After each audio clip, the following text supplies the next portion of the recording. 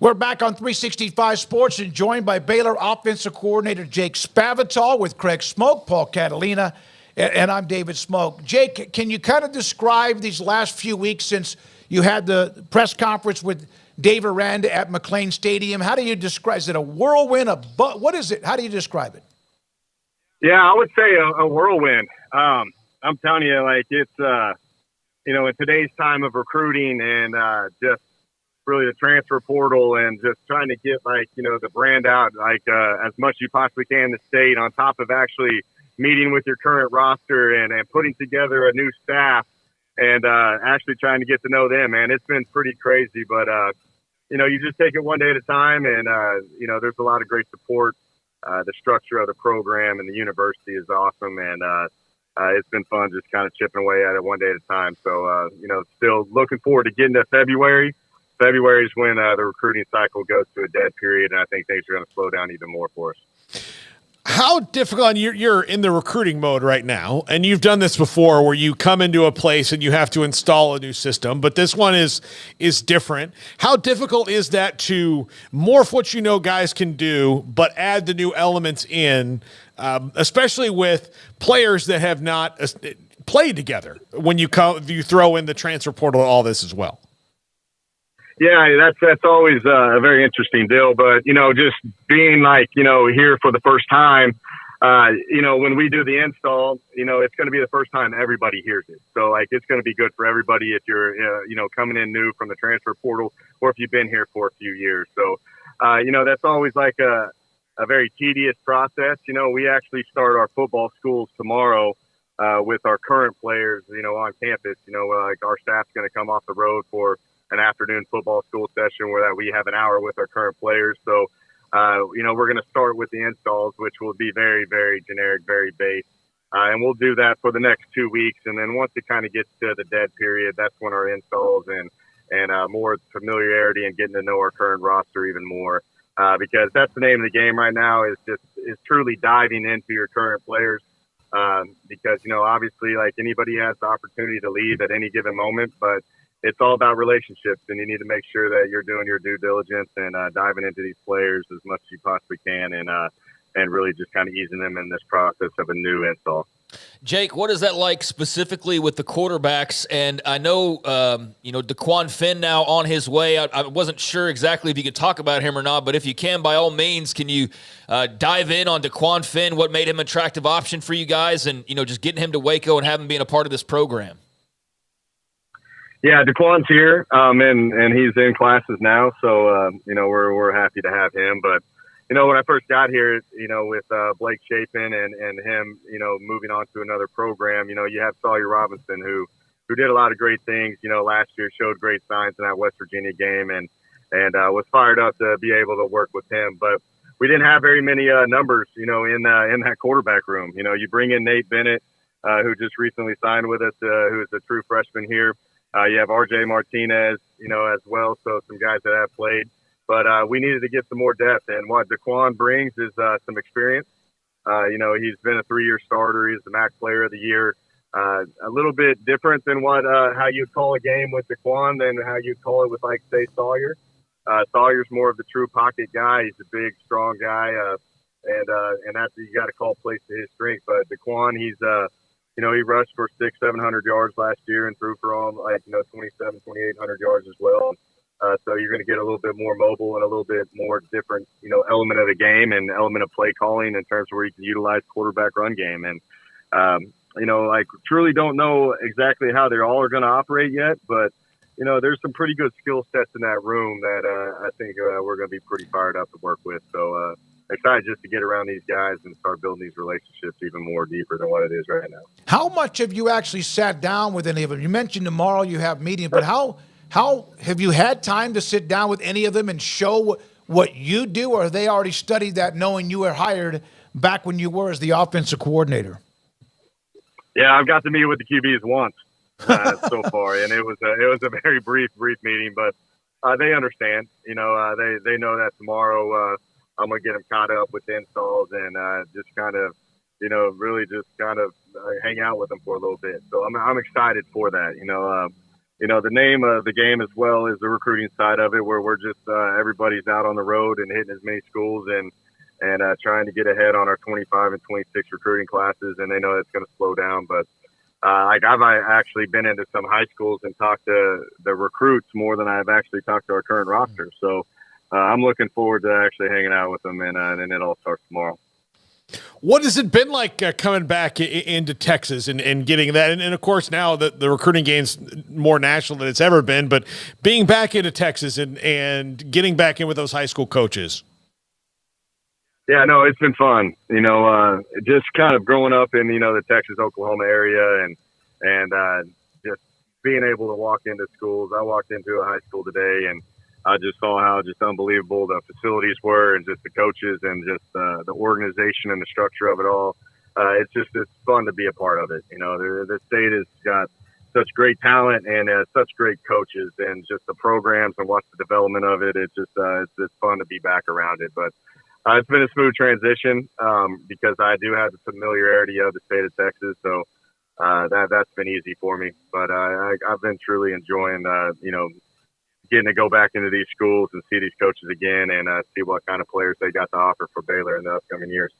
So last time we saw you, you were being introduced alongside Dave Aranda over at McLean Stadium, and you guys obviously had a lot of mutual respect. What's that process been like, just kind of being around him more on a daily basis, and what's sort of just the relationship as far as a sounding board and kind of bouncing off of each other? Yeah, no, Coach, just enjoyed so far being around him. He's such an authentic, genuine person. Really takes care of his entire staff. It's not just the full-time coaches; it's just everybody that's involved with the program. And just learning from him and on how he runs his program, and from the, kind of his experiences from great programs like LSU and Wisconsin, and just kind of see his touch. It's been great to learn from him and adapt to the way he does things. But yeah, he is the ball coach, which I love. He's in there watching tape and asking questions and always wanting to just talk a new scheme or just how to defend things. Or when he watches the NFL games, on this past Saturday and Sunday, he's talking about certain blitzes that he saw the Ravens do, and he just loves the game of football. And I'm excited to be a part of that because it means a lot to him. He takes a lot of pride in making sure he does the right thing and really cares about the kids. And you can really see that genuine, authentic touch that he brings to Baylor. But fortunate to be a part of it, and I'm very excited to keep learning from him. But the thing that fires me up the most about him is he loves the game of football, and he can sit there and talk for days and days about it. You have been with some successful offenses based on what you've done with teams. What has been the common variable there? Is it the quarterback play, or is it much more than that? The quarterback play has to do with a lot of it. But what I've learned over the years, it's more about just the continuity with the team and the selflessness. Like we're in a time where a lot of guys are afraid to do sacrifice for their teammates. And, this is the ultimate team game. And when you get a group of guys that are willing to sacrifice for their teammates and are all on the same page, that's when it truly takes off. I've had teams that were, fully committed into it. I've had teams that were 50-50 on it. And, in those 50-50 teams, you really got to find the guys that you can lean on, and which makes it hard calling plays at times. It does.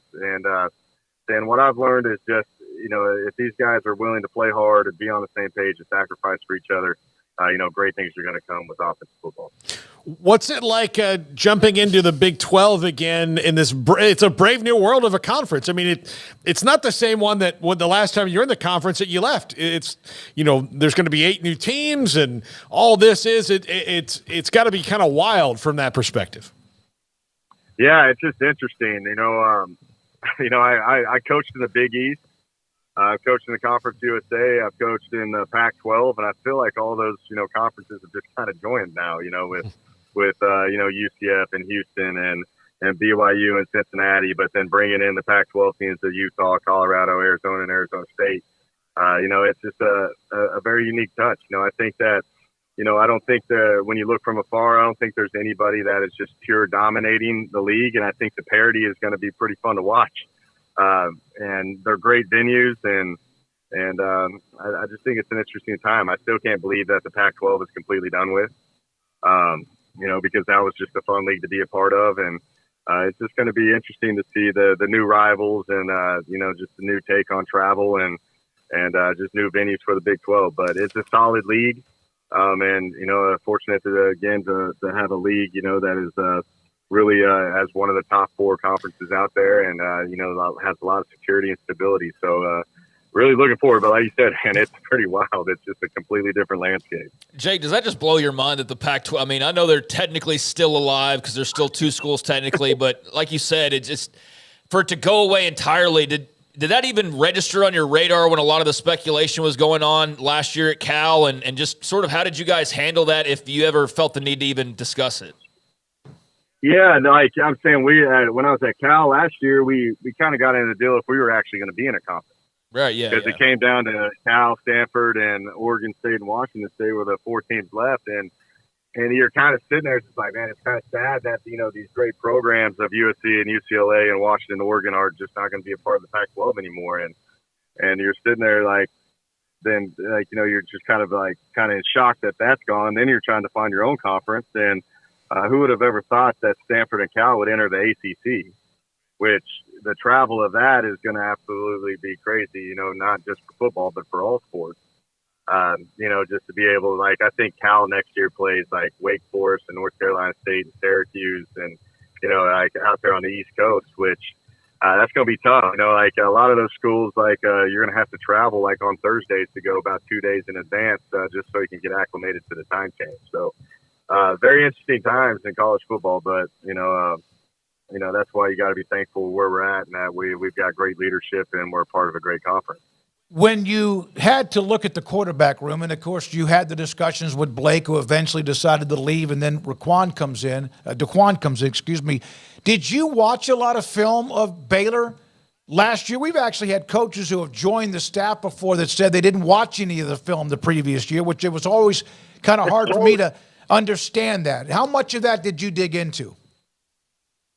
I watched all their games. I did. And more thoroughly, just being at Texas State, and removed 1 year, I was pretty familiar with the personnel, which was really good for me to at least have a good understanding of it.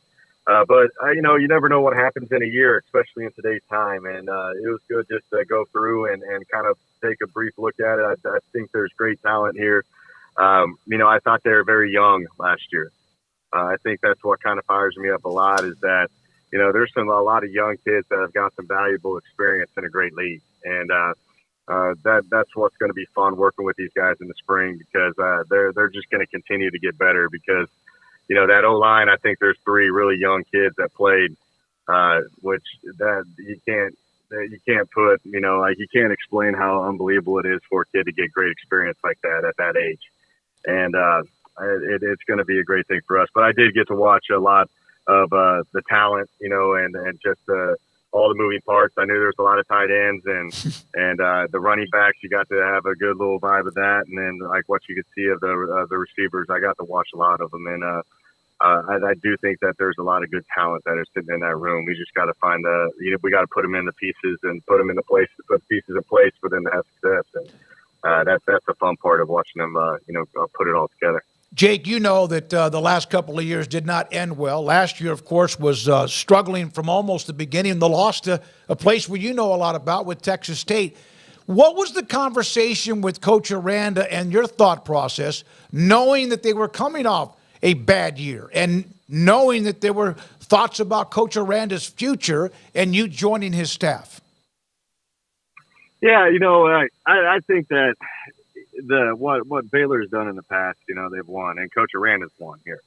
You forget that, he won the Sugar Bowl, in 2021, which was a great year, and that's not, that's 2 seasons ago, really. So, I just wanted to talk with Coach on, his vision and what he wanted, and he's a very calculated man, and the thing that I really appreciate about him is he's a humble guy, and he takes ownership on last year, and he does talk about the positives and the things that are in place and what is needed, and And he is a ball coach, like I talked about. Like he just truly loves, being a part of it. And you talk about job security. I think there's job security issues at every school that you go to. We had the same thing when I was at University of California. I took that job last year, knowing that they're going to be on the hot seat as well.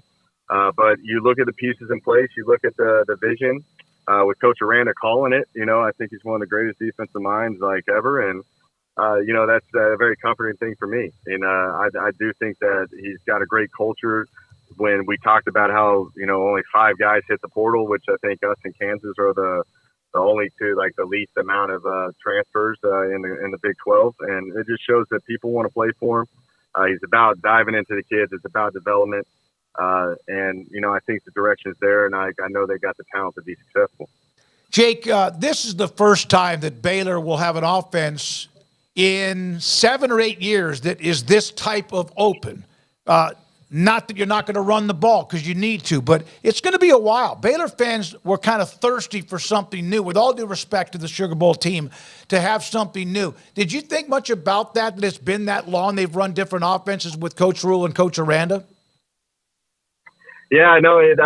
When you started kind of diving into Baylor, I really last time was before Matt Rule was the last time they really spread it open, and that's something that kind of intrigued me too, because I think that it will cause some excitement around here, not just for the fan base but for the players. I do think that when you're playing an up-tempo offense and you're spreading it around and you're getting everybody touches, and I think it's a fun, exciting type of ball, and it's going to get these kids excited to play. And that's going to be a fun thing for us. It's just watching the excitement of these guys, because there's nothing wrong with the previous schemes that they're in. Those are all good schemes. I just think that the spread offense and the up-tempo offense is very fit for the college system, because, I think when you slow it down and you huddle, you got to be perfect with plays, and a lot of the times, you may not have the personnel to do that. And a lot of that has to deal when when you make millions of dollars in the NFL, where you can slow the games down. Where I know that these kids will make a lot of mistakes next year, but if you're playing at a fast pace and try to get 20 more plays a game than what they're used to, I think they're going to have an opportunity to have more success. So I think they're excited right now. They're very eager. They've been hitting me up, on the phone, asking me when I'm getting off the road, because they want to start working it all. And I just know that, they're going to enjoy, the process of the off-season installs and spring football and summer and fall camp. And it's going to be fun to watch these guys put it all together. Last question, and thanks for your time. I know you're busy. Are you more do you get more excited about hands-on practice or the preparation game plan for a game? The hands-on practice. I think in spread, tempo offenses, you're going to do what you do and you got to get good at it, and that's something that I've already preached to these guys, in the one time I've met with them. It's about, we've got to have some consistency, and we're going to have an identity of who we are.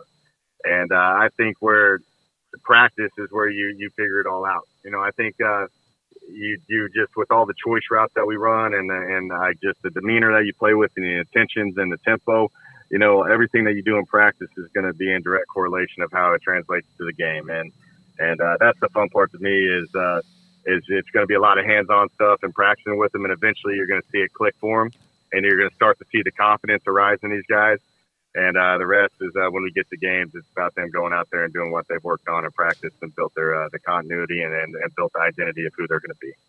David Aranda, defensive mind, Jake, but is it complementary? Have you all talked much about what you want to run on offense, what you will run on offense, what he wants to do on defense? Is there discussions about how that complements each other? Yeah, and there's the element too of being a head coach for 4 years. I understand that you've got to complement each other, and selfishly you want to do the, like I used to be when I was a coordinator and I wasn't a head coach yet. I wanted to snap it as many times as I possibly could, even if it hurt the defense. But I've grown up a lot over the years, and you want to play fast and you want to play, smart, but you also want to make sure that you're putting the team in the right position to have success. And that's if you're You don't want to, if you're struggling moving the ball, you don't want to go out there and 3 and out in 10 seconds and punt the ball back to the defense who's playing well. You got to learn how to control the game. You got to learn how to do things the right way. And I've had a lot of talks with Coach about that already. And I know what type of vision he wants, but he does want to open it up. He wants us to go score as many points as we can. And he's really in tune on making sure that he can get the ball back as many times as possible back to the offense. So, there's going to be a lot of discussions in the future, but, just being in that head coaching role for a while, I understand the importance of making sure we're all on the same page. Thank you for the time today. Great to hear from you. Appreciate your time. Hey. Jake Spavital. Yes, sir. Thank you. Jake Spavital, Baylor Offensive Coordinator with us. First time, I believe, I